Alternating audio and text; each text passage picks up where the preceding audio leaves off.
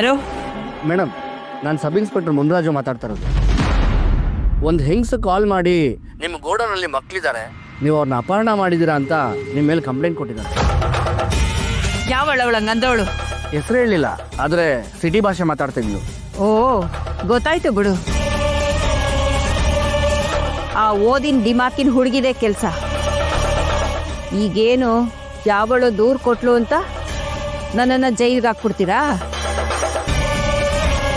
ಗೊತ್ತಾಯ್ತಲ್ಲ ನಾನು ಯಾರು ಅಂತ. ಗೊತ್ತಿರೋದಕ್ಕೆ ಅಲ್ವಾ ಮೇಡಮ್ ನಾನು ನಿಮಗೆ ಮುಂಚೆನೇ ಫೋನ್ ಮಾಡಿ ಮಾಹಿತಿ ಕೊಡ್ತಾ ಇರೋದು. ಆದರೆ ಆ್ಯಕ್ಷನ್ ತಗೊಳ್ದೆ ಹೋದರೆ ಆ ಹುಡುಗಿ ಕಮಿಷನರ್ವರೆಗೂ ಹೋಗ್ತೀನಿ ಅಂತ ಹೇಳ್ತಿದ್ದಾಳೆ.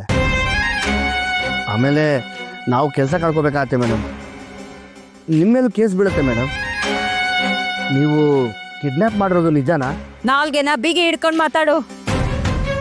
ನಾನು ಯಾಕೆ ಮಕ್ಳನ್ನ ಅಪಹರಣ ಮಾಡಲಿ? ಅಂದರೆ ಗೋಡೌನಲ್ಲಿ ಮಕ್ಕಳಿರೋದು ಸುಳ್ಳ?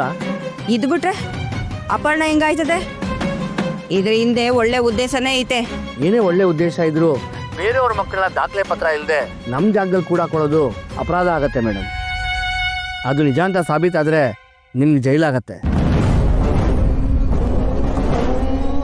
ಐಕ್ಳನ್ನ ಈಗಲೇ ಅಟ್ಟಿಗೆ ಕಳ್ಸೋದಕ್ಕಾಗಕ್ಕಿಲ್ಲ.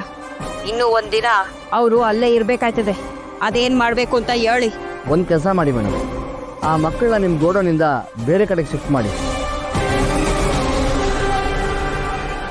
ಆಯ್ತಾಯ್ತು, ಮಾಡಿಗೆ ಫೋನು.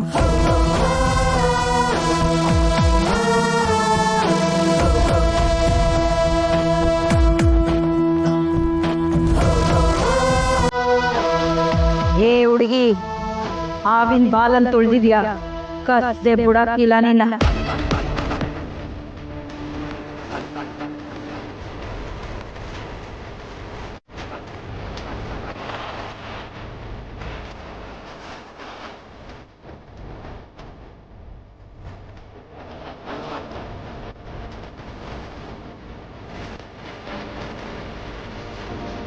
ರುದ್ರನ್ ಫೋನ್ ಬೇರೆ ಸಿಗ್ತಾಯಿಲ್ಲ.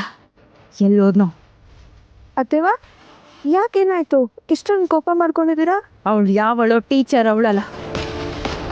ನಾನು ಮಕ್ಕಳನ್ನ ಅಪಹರಣ ಮಾಡಿವ್ನಿ ಅಂತ ಪೊಲೀಸ್ ಹತ್ರ ದೂರು ಕೊಟ್ಟವಳಂತೆ. ಅಯ್ಯೋ, ಹೌದಾ? ಇವಾಗ ಏನು ಮಾಡೋದತ್ತೇವಾ? ನೀನೊಂದು ಕೆಲಸ ಮಾಡು, ಕೋವಿಗೆ ಈಗಲೇ ಫೋನ್ ಮಾಡಿ